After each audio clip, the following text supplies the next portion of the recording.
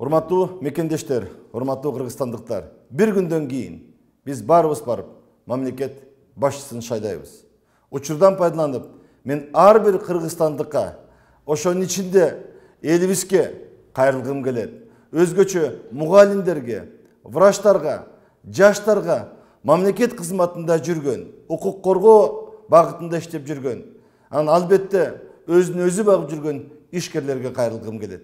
Келгиле, келечек үчүн жүрөгүбүздөн барып тандоо жасайлы. Бизге туруктуулук, өнүгүү керек. Бизге элдин биримдиги, мамлекеттин бүтүндүгү керек. Жерлерди кыдырганда мен, баардыгыңыздар менен жолукканда, мен катуу колдоону көрүп аттым.